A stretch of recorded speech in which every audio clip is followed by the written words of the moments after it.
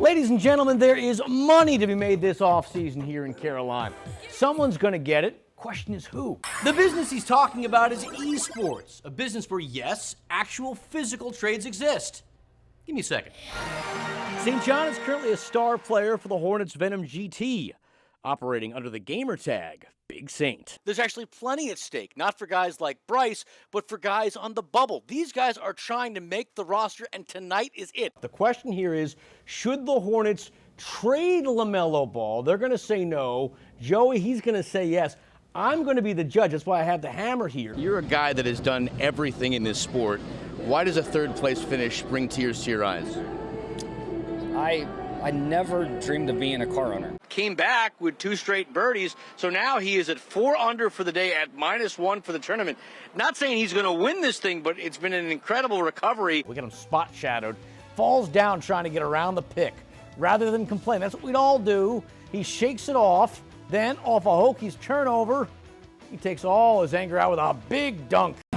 Michigan football, first and goal. If you were to ask me to describe Michigan head coach Jim Harbaugh, this is not how I would do it. He definitely has a heart. I think he's a teddy bear as well. Clearly, Gastonia resident Liana Bell knows something I don't. Having covered Jim when I worked in Grand Rapids, Michigan, I got to know him as a cantankerous coach. She and her family, however, got to know him in a much different light. Coach Harbaugh reached out to me and was like, hey, Liana. I was like, hi. Harbaugh had heard about Liana's son, who at one point might have been on the Wolverines' radar. Demetrius Walker was a star athlete from Muskegon High School who boasted numerous Division I offers. But U of M was the one he was waiting on. He was just like, I just want Michigan. I'm ready for Michigan. He was going to get it. But when Harbaugh called in the fall of 2022, it obviously wasn't going to happen. Demetrius was dying from cancer, and Harbaugh wanted to do something special for him. This was the day that we were invited to the big house, and this is his first touchdown with Harbaugh and the boys. The day was chronicled by ESPN and other national outlets.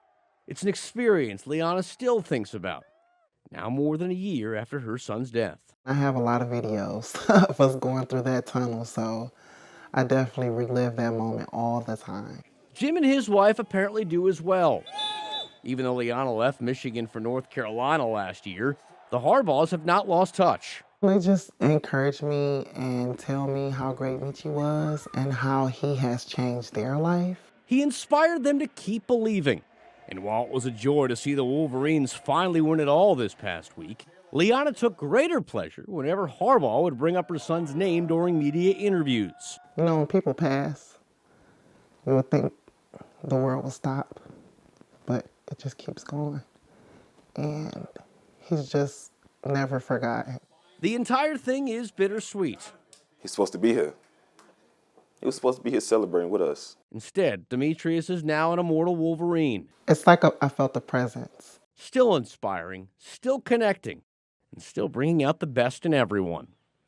If you were watching the Panthers and Bucks play their games side by side this afternoon, man, were you on a roller coaster. Both games kicked off around 1.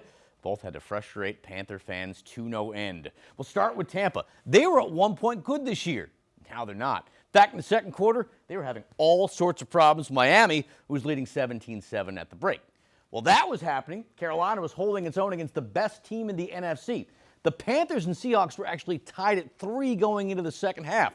Remember, a win would have clinched the division for Carolina over Tampa, but that never happened. In the third quarter, Carolina suffered a major meltdown. Right after they picked off Sam Darnold, Chuba Hubbard fumbled the ball. It would lead to a touchdown. Seahawks led 10-3. Next drive for the Panthers, they looked to respond, but look what happened. Bryce Young throwing, he's going to get picked off. Julian Love with the interception. Seattle getting it back in Carolina territory, and they would cash in moments later. Darnold, 1 touchdown pass on the day. It happened on this 17-yard strike to A.J. Barner. 14 straight from the Seahawks. They were up 17-3 going into the fourth. Panthers would go on to lose this one 27-10. And if that weren't bad enough, the Bucks lost to the Dolphins 20-17. So a lost opportunity for the Panthers, and now it all comes down to next week. Win that game, the division is Carolina's. After an up and down season, Maybe it's only fitting it ends that way. For more on what happened, though, today at the bank, we send it back out to Gabe and Gio. That's just great football, and so I'm really proud of him for, just playing with the kind of effort that we were expecting from him. Man, it sounds like Panthers rookie Nick Scorton made a real good impression in his first ever preseason game. In the loss to the Browns, he finished with 2 tackles. However, it was the play in which he didn't get the hit that had everyone talking. We're going to pull it up right here. It was in the second quarter with the Browns driving. Their rookie quarterback, Shedeur Sanders, tried to make his move. There you see number 11, Scorton, cuts him off. Sanders going to come back the other way. He thinks he's seen the last of Scorton. Football field, 160 feet wide. In 6 seconds, Scorton turned on a dime, came back the other way, and was able to force him out. That then brings us to Rico Dowdle. I like Rico. I know you like Rico.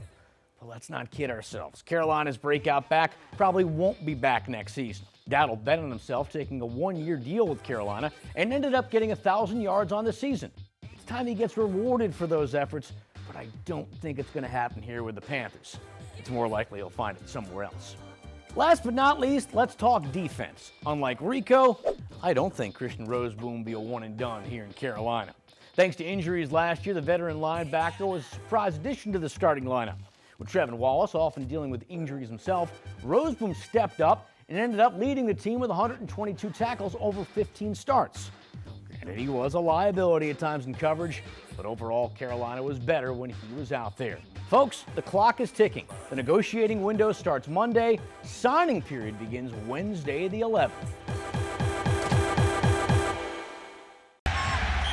There was a time when chaos was the norm for defenses all across the NFL. Everybody, all 11, looking the sideline and getting the calls. Communication breakdowns were the norm, and offenses ran wild.